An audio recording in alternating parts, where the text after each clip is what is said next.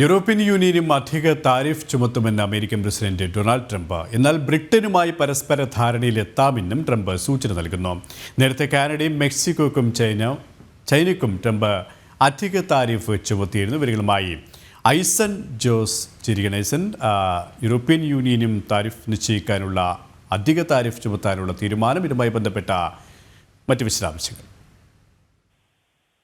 സുരേഷ്, തീർച്ചയായും യൂറോപ്യൻ യൂണിയനും ഒരു നിശ്ചിത താരിഫ് അധികമായി ചുമത്താനുള്ള യൂറോപ്യൻ യൂണിയൻ ഉൽപ്പന്നങ്ങൾക്ക് ചുമത്താനുള്ള ഒരു തീരുമാനമാണ് ഉണ്ടാകുമെന്ന് ട്രംപ് ഉറപ്പിച്ചു പറയുന്നത്. എന്നാൽ ഇത് സംബന്ധിച്ച റേറ്റുകൾ സംബന്ധിച്ചെല്ലാം തന്നെ കൃത്യമായ റിപ്ലൈകളോ അല്ലെങ്കിൽ മറുപടികളോ ഒന്നും തന്നെ ട്രംപിന്റെ ഭാഗത്തു നിന്നുണ്ടായില്ല. നമുക്കറിയാവുന്നതാണ്, മെക്സിക്കോയ്ക്ക് 25%, കാനഡയ്ക്ക് 25%, അതേസമയം ചൈനയ്ക്ക് 10%മാണ് നികുതി ചുമത്തിയത്. ഇത്തരത്തിൽ ഏത് റേറ്റിലാണ് നികുതി ചുമത്തുന്നത് എന്ന് ഇതുവരെ ട്രംപ് വ്യക്തമാക്കിയിട്ടില്ല. മാത്രമല്ല, എന്തിനാണ് നികുതി ചുമത്തുന്നത് എന്നത് സംബന്ധിച്ചൊരു വ്യക്തത വരുത്താനും ട്രംപ് തയ്യാറായിട്ടില്ല എന്നതാണ് ഇതുവരെ മനസ്സിലാക്കാൻ സാധിക്കുന്നത്. മാത്രമല്ല, നേരത്തെ സുരേഷ് സൂചിപ്പിച്ചതുപോലെ ബ്രിട്ടനുമായി ഒരു ധാരണയ്ക്ക്, അതായത് ഇത്തരത്തിലുള്ള നികുതി ചുമത്തുന്നതിന് മുന്നോടിയായുള്ള ഒരു ധാരണയ്ക്ക്, ഒരു ഡീലിന് തയ്യാറാണ് എന്ന നിലപാടും ട്രംപ് വ്യക്തമാക്കുന്നുണ്ട്.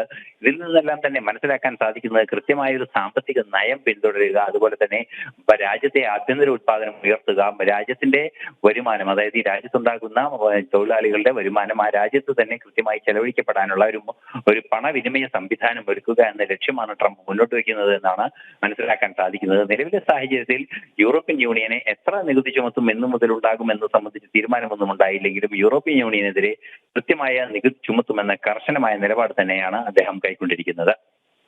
ഐസൻ ജോസ് ആണ് വിവരങ്ങൾ നൽകിയത്.